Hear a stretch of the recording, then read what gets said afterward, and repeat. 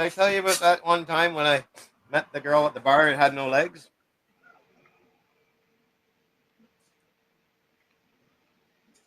I'm afraid to ask. All right. So, me and my friend went to the bar one night. And I was really drunk. And I was young, like 24, 25. Just drink. I was drinking straight away. I was just an idiot, right? So, we were at the bar, right? And my buddy, he's a real swinger kind of dude. He's picked up women like a wild man. And I was just I was single, obviously, at the time, or I wouldn't be telling this story. Because so my friend, he's goes over to the table with these girls and to pick up on them, and he's calling me over.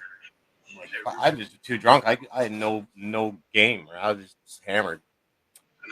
But finally, I did. I went over to the table, and my buddy, he's up on the dance floor with the one girl, and I'm sitting talking to this other girl. She's sitting beside me at the table, and my friend and the other girl are up dancing. And look over half an hour later after I'm talking with this girl and getting drunker. My buddy's necking it up a storm with this girl on the dance floor, and he comes down from the dance floor and it's like, come on, let's go.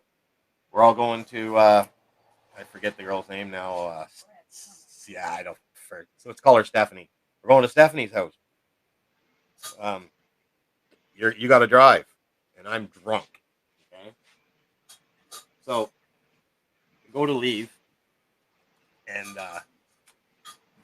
the girl that my friend was necking it up and kissing with, she goes over to her friend and she wheels her away from the table. And I didn't realize, I didn't even know she was in a wheelchair. I'm sitting talking to her for like 45 minutes. I was like that drunk.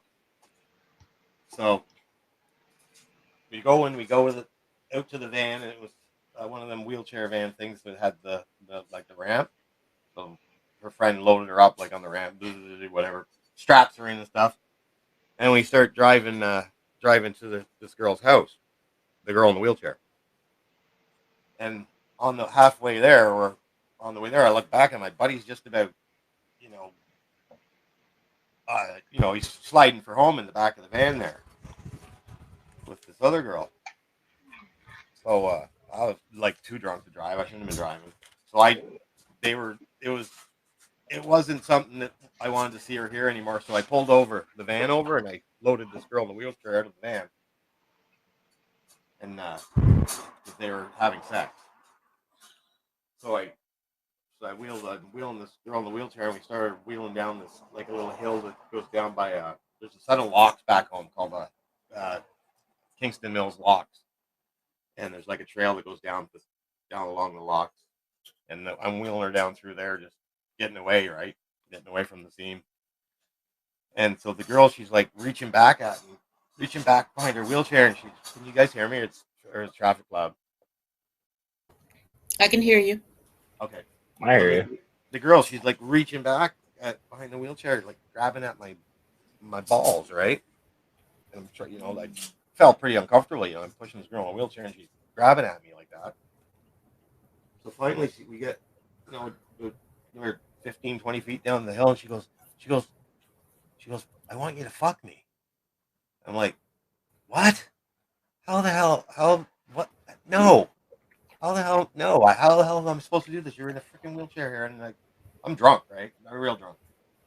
So she says, no, we can do it. Just trust me. I'm like, how the fuck, right? I'm getting like weirded out here. She goes, no, just see that tree right there. She says, get me under the tree there and put the brakes on the wheelchair and lift me up to the tree. She said, I'm pretty strong, and I'll hang from the tree, and then you can, I can swing. And Oh God! yeah, I know, eh? So, Wow. yeah, she had her legs were gone at the knees, and so I was drunk, guys. I was drunk. Fuck. So I did it. Okay, don't tell anybody. You're telling everybody. Well, shit. What's I said on gotta tell. YouTube stays on YouTube. Yeah, right. Yeah. I gotta finish it. Anyway, yeah, whatever. Who cares? PayPal Pay will like this one. So this girl Give them some material for later. this girl's swinging from the tree, and it was okay, really. So finally, we finish our thing there on the tree with her hanging from this tree, and I pick her down and put her back in the wheelchair and start pushing her back up the hill, and she's happier than a pig and shit. I think it was the first time she might have been a virgin. I don't know. But I wheel her back up the hill to the van. My buddy, you see, they're done because they were sitting up and having a cigarette. So I load the girl back up in the. I can't remember her name still.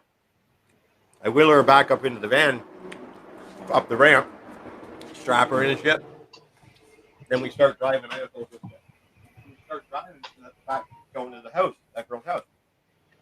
We get there, pull in the back, and unload, blah, blah, blah. So we go in the back, and they got this friggin' huge, great big fucking house. And we're walking around, we're going in the basement. It's like a bar, nightclub kind of, the rec room, right? So I got up to go get a drink. They said, grab us a drink. So I walk up the bar and grab this bottle of whiskey, and then I slipped. And just as I slipped, the bottle smashed off the side of the bar and just exploded. Like 40, I don't know what you call it, half gallon or whatever. It exploded all over the place. But just as it happened, this great big motherfucker comes through the back door, looked like Grizzly Adams or some shit. He's like, "Who's been fucking my daughter?" Oh, my buddy goes, fucking, it was him. He puts it right on me. It was him. Yeah, man, he's fucking bullshit, eh? So, fuck. So this great big son of a bitch, he was 6'8" if he wasn't 7 feet tall. He comes up to me and his hand comes swinging towards me. He goes, "Put her there, son."